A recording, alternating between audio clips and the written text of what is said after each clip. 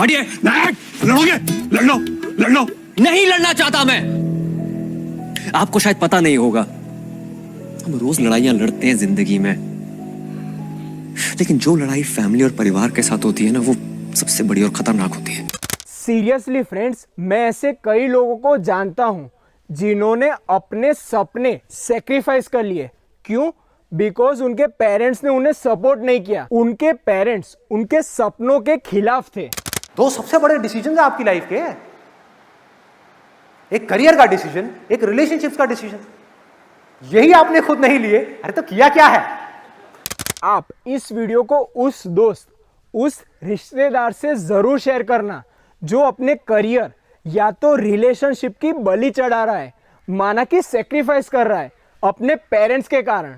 इंसान की जिंदगी की सबसे बड़ी जंग उसके घर से शुरू होती है। तो आपकी पूरी जर्नी में आपके पेरेंट्स और आपकी जो फैमिली थे उनके साथ आपके कई कॉन्फ्लिक्ट्स हुए होंगे, स्पेशली मेजर लाइफ डिसीजन में, जैसे करियर या मैरिज। तो इसके बारे में मैं बताएं और कैसे आपने उसे ओवरकम किया। सबसे पहली बात कहूँगा कि मेरे घर वाले बेसिकली सपोर्टिव रहे। वो चाहते हैं कि उनका बच्चा इंडिपेंडेंट रहे, अपने डिसीजंस खुद बनाए। तो ऐसा नहीं है कि उन्होंने बोल दिया कि करना ही नहीं है। ये एक डेड एंड हमारे रिलेशनशिप में, हमारे घर में नहीं रहा है। एक्सेप्ट जब मेरी शादी हुई थी, लव मैरिज हुई थी इंटरकास्ट, उस समय बहुत ऑब्जेक्शंस थे, बट मैं 100% श्योर था अपनी तरफ से मुझे करनी ही वही थी। तो उस सिचुएशन को मैंने ओवरकम करा क्योंकि मेरा डिसीजन फाइनल था। मुझे पता था कि मैं गलत नहीं हूँ। अगर मुझे लगेगा मैं कोई गलत काम करने जा रहा हूँ, किसी को चोट पहुँचाने जा रहा हूँ, नुकसान करने जा रहा हूँ, तो मेरे मन में सेकंड थॉट्स आएंगे, या मैं बहुत जल्दी कोई डिसीजन ले रहा हूँ। तो अपनी शादी का डिसीजन बहुत लंबा डिसीजन था, कई साल से मेरी और मेरी वाइफ की दोस्ती थी। तो उसके बाद डिसीजन को हमने वैसे ही बनाया, डेवलप करा, फ्रेंडशिप को समझा एक दूसरे को कि हम एक दूसरे के साथ रह सकते हैं। उसके बाद घर वालों को वही ऑब्जेक्शन थी उस समय कि वो पंजाबी थी, मैं जैन था। तो उस समय वैसी शादियाँ बिल्कुल हमारी जो फैमिली एंड रिलेटिव्स है बिल्कुल भी नहीं होती थी।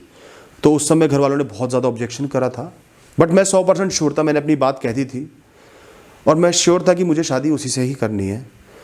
और मैंने बोल दिया मैं गलत नहीं हूँ, आप लोग मेरे से चाहे जैसा व्यवहार कर लो, मुझे अपनी लाइफ से हटा दो, मैं आपके साथ खड़ा हूँ, आपकी इमरजेंसीज़ में खड़ा हूँ, मैं आपका साथ नहीं छोड़ूंगा और उसका भी साथ नहीं छोड़ूंगा। तो इवेंचुअली घर वाले, मैं अपने घर वालों की खुद तारीफ़ कर रहा हूँ, मेरे घर वाले बेसिकली अच्छे लोग हैं, समझदार लोग हैं, पढ़े लिखे लोग हैं। तो कहीं ना कहीं उन्होंने उस बात को समझा, रियलाइज़ करा और मान गए।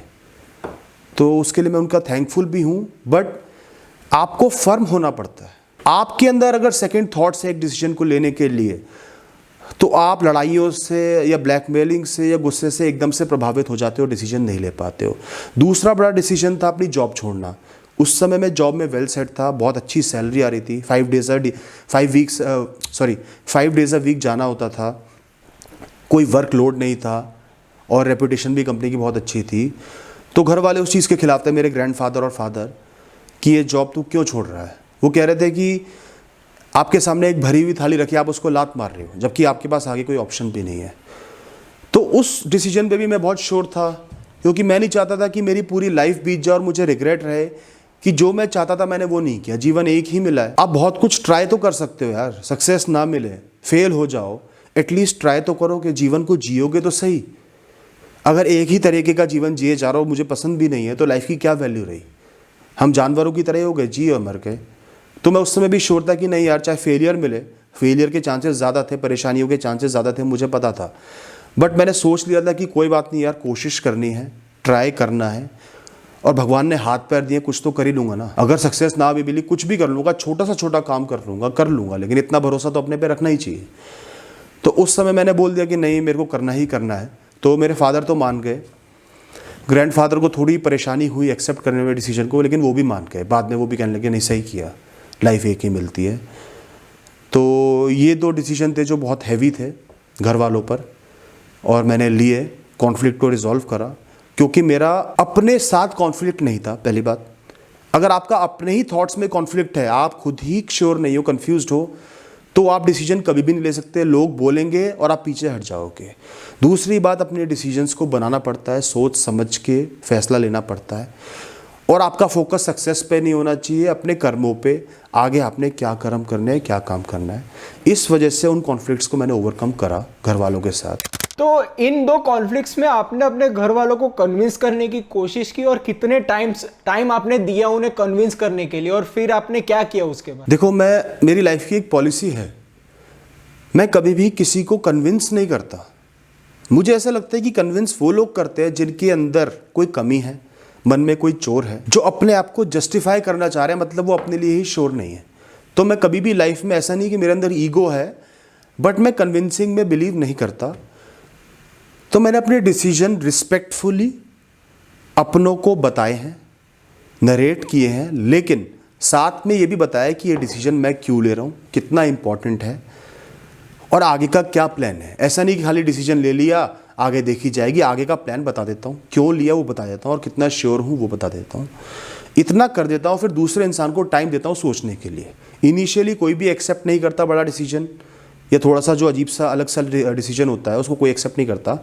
लेकिन अगर आप अपने घर वालों को टाइम दोगे समझने के लिए, सोचने के लिए, अपनी तरफ से 100% श्योर रहोगे, वो आपको थोड़ा सा इमोशनल ब्लैकमेल भी करेंगे, सुनाएंगे भी, समझाएंगे भी, आप 100% श्योर रहोगे तो उनको यकीन हो जाएगा कि इस इंसान को यही करना है और इस इंसान ने बहुत सोचा समझा है, तब ये डिसीजन ले रहा है, आगे का भी प्लान इसके पास है, तब उनको भी थोड़ी तसल्ली मिलेगी, वो मान जाएंगे।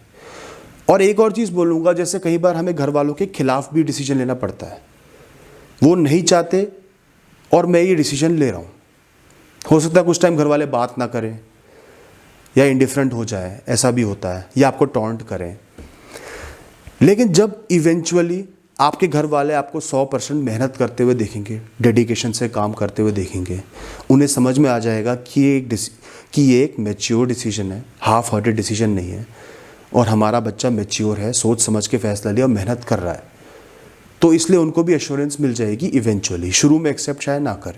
तो जब भी हम लोग डिसीजन लेते हैं तो उसके सही और गलत दोनों होने की संभावना होती है, और जब हम खुद डिसीजन लेते हैं तो उसमें क्या ऑटोनॉमी और अकाउंटेबिलिटी आती है। जैसे ऑटोनॉमी मतलब एब्सोल्यूट फ्रीडम के साथ हमने खुद डिसीजन लिया है, और अकाउंटेबिलिटी मतलब सही हो या गलत हो, डिसीजन के जो आउटकम है उसकी 100% रिस्पॉन्सिबिलिटी हमारी होती है। तो अब मैं आपसे पूछना चाहूँगा, अगर आपके डिसीजन गलत हुए तो आपको क्या क्या फेस करना पड़ा? क्योंकि होता क्या है कि कई लोगों को घर वाले टॉन्ट करते हैं, या तो फिर वो याद दिलाते हैं वैसा, या तो फिर इमोशनल मैनिपुलेशन करते हैं जैसा आपने कहा। तो ऐसे में लोग कमजोर हो जाते, तो तब आप क्या उन्हें सलाह दोगे? दो चीज़ें बोलूँगा। पहली बात, भगवान ने हमें 2 कान दिए हैं, एक से सुनो, दूसरे से निकालो। दूसरी बात, आपके पास एक स्टिमुलाई आ रहा है, आवाज़ आ रही है, आपकी सेंसेस तक, कान तक आवाज़ पहुंच रही है लोगों की। अब आप पे निर्भर करता है कि किस बात को आप अपने दिमाग में, दिल में लेके जा रहे हो। दिन में हम बहुत सारी आवाज़ सुनते हैं, सड़क पे चलते हैं, बहुत सारी आवाज़ें आती हैं। तो हमारे पे डिपेंड करता है, निर्भर करता है हम किस बात को एक्सेप्ट कर रहे हैं, समझ रहे हैं, सोच रहे हैं, मान रहे हैं, और किस बात को रिजेक्ट करके आगे बढ़ रहे हैं। एक इंसान दिन में हज़ारों शब्द बोल देता है, कुछ अच्छे, कुछ बुरे, कुछ मीनिंगलेस होते हैं, कुछ मीनिंगफुल होते हैं। तो अगर एक इंसान ने हमें 4 शब्द एक दिन में गलत बोल दिए, हम उनको वैल्यू कर रहे हैं, तो हमारी गलती है। आपको पता है आपके पेरेंट्स नाराज़ हैं, आपके डिसीजन की वजह से नाराज़ चल रहे थे, ऑब्वियसली वो टॉन्ट करेंगे, थोड़ा सा इमोशनल ब्लैकमेल भी करेंगे। मैं कहूँगा उनकी भी गलती नहीं है, क्योंकि ये एक जायज़ सा रिएक्शन है। क्योंकि एक इंसान जब एक बच्चे को पालता है तो उसको ऐसी गलतफहमी हो जाती है, जो बहुत नेचुरल है, कि हम उस बच्चे के भगवान हैं। क्योंकि बचपन से आप उस बच्चे को पालते हो, सारे डिसीजंस लेते हो, अपने कंट्रोल में रखते हो, सब उसके लिए करते हो। तो वो बच्चा बड़ा हो जाता है तो हम इस बात को समझ नहीं पाते कि वो एक इंसान बन गया, उसकी एक आइडेंटिटी है, एक जीवन है, हम उसको कंट्रोल करने की कोशिश करते हैं। और फिर वो जब खुद डिसीजन लेता है हमें बुरा लगता है, और टॉन्टिंग भी होती है। और ख़ासकर जब बच्चा फेल हो जाए तो हम उसको टॉन्ट करते हैं अपने आप को जस्टिफाई करने के लिए कि देखा मैं सही हूँ। थोड़ी सी हमारी ईगो भी आ जाती है। लेकिन आपको अपने बारे में श्योर होना चाहिए, अपनी रिस्पेक्ट खुद करनी चाहिए। आपने एक डिसीजन लिया, सोच समझ के लिया, मेहनत करी, बस। सक्सेस, फेलियर, रिजल्ट्स ये भगवान पे छोड़ दो, किस्मत पे छोड़ दो, वक्त पे छोड़ दो। कोई भी डिसीजन 100% परफेक्ट नहीं होता, किसी का भी आउटकम 100% श्योर नहीं होता। फेलियर के चांस होते हैं, तभी तो रिस्क होता है, तभी तो सारी कॉन्फ्लिक्ट अराइज होता है, वरना कॉन्फ्लिक्ट होगा ही क्यों। तो पहले ही कोई भी डिसीजन लेने से पहले आपको समझना पड़ेगा कि मैं फेल हो सकता हूँ, चांसेस हैं, कोई बात नहीं, मुझे कोशिश करनी है। तो सबसे पहले तो आप खुद फेलियर को एक्सेप्ट करो, मैं फेल हो गया हूँ, कोई बड़ी बात नहीं है, कोशिश करनी थी, कर ली, मुझे एटलीस्ट लाइफ लॉन्ग रिग्रेट नहीं रहेगा कि मैंने कोशिश नहीं की।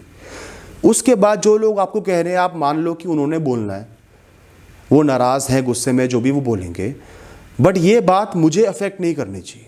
अगर उनकी बात मुझे इतना छू रही है कि मैं अपने एक्शन से रिफ्रेन हो रहा हूँ, कर्म नहीं कर पा रहा, परेशान हो रहा हूँ, तो मेरी गलती है। मैं अपनी रिस्पेक्ट नहीं कर पा रहा, मेरी अपनी आइडेंटिटी स्ट्रांग नहीं है, मेरी अपनी दीवार जो चारों तरफ है वो स्ट्रांग नहीं है कि मुझे छोटी से छोटी बात हिट कर रही है।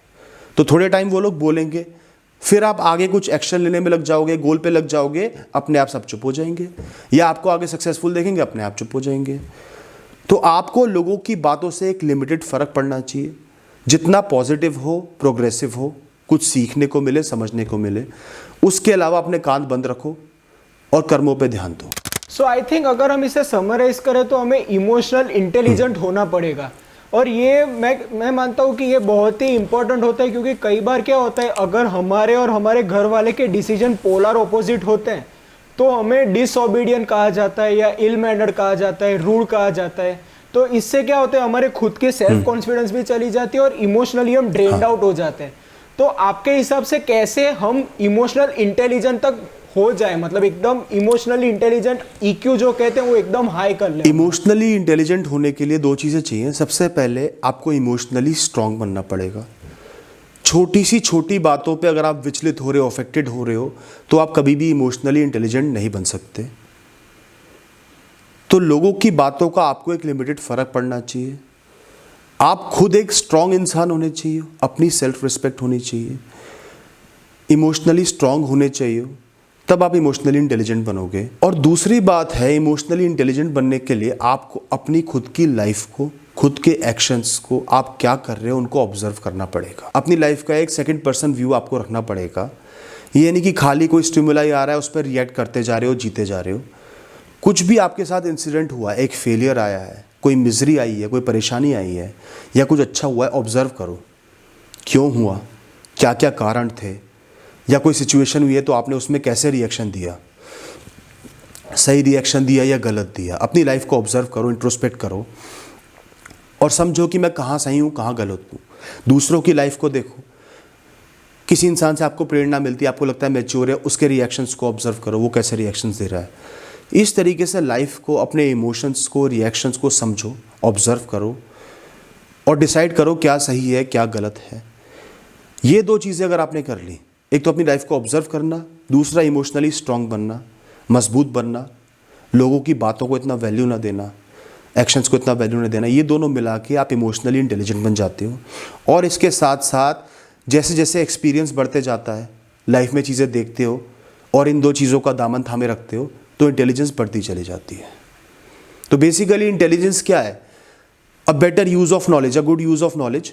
नॉलेज का हम अपने काम के लिए, प्रॉब्लम सॉल्विंग के लिए यूज़ कर पाए, वो इंटेलिजेंस होती है। तो इसमें नॉलेज है observations, observing emotions, your emotions, other people's emotions. वो आपके लिए एक डेटा है, नॉलेज है, जिससे आप इमोशनल इंटेलिजेंट बनो। तो ऐसे कई बार क्या होता है कि हम लोग कॉन्फ्लिक्ट में होते हैं, तो वो रिश्ता जो हमारा होता है वो पेरेंट्स का हो सकता है, या तो आपका मतलब आपकी वाइफ के साथ होता है, तो उसमें दरार आ जाती है। मतलब आपके पास आइदर और सिचुएशन आ जाती है कि ये करो या तो ये करो।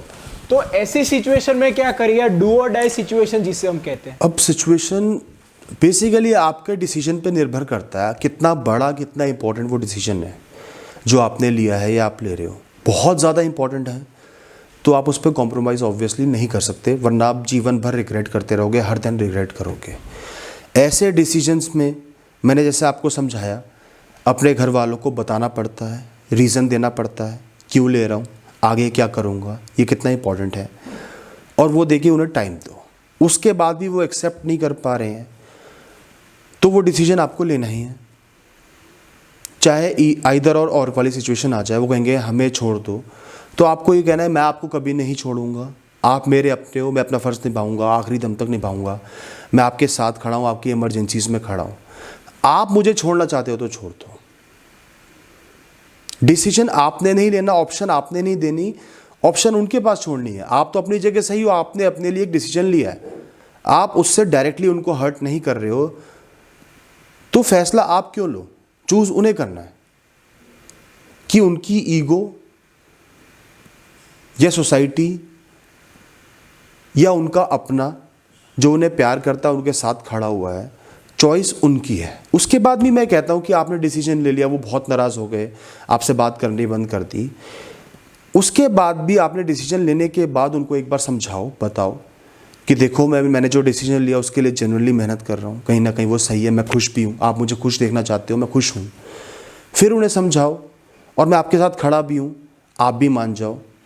तो मैं मानता हूँ कि इवेंचुअली लोग मान जाते हैं। थोड़ी सी ईगो हर्ट होती है, टाइम लगता है, लेकिन वो सही हो जाती है। थोड़ा सा उनकी ईगो को केयरलेस कर दो, उनकी भलाई कर दो और उनको दिखा दो, जता दो कि मैं सही रास्ते पे चल रहा हूँ, मेहनत कर रहा हूँ। तो मैं मानता हूँ ज़्यादातर लोग मान जाएंगे। कोई कम टाइम में मानेगा, कोई ज़्यादा टाइम में मानेगा, लेकिन मान जाएंगे। अपनी तरफ से क्लियर रहो, अपनी कॉन्शियंस को क्लियर रखो, डिसरिस्पेक्ट नहीं करनी किसी की भी, अपने फैसले लेने हैं, फैसलों पे मेहनत करनी है। ये सही तरीका है जीवन को जीने का और ऐसे बड़े कॉन्फ्लिक्ट से डील करने का। ऑल राइट, आशा करता हूँ आपको इस कन्वर्जेशन से काफ़ी एनकरेजमेंट मिला और हमारी इस कन्वर्जेशन का next part next week same day same time इस चैनल पर पब्लिश होगा। Don't miss it. Okay, catch you all in the next one. Peace. Thank you.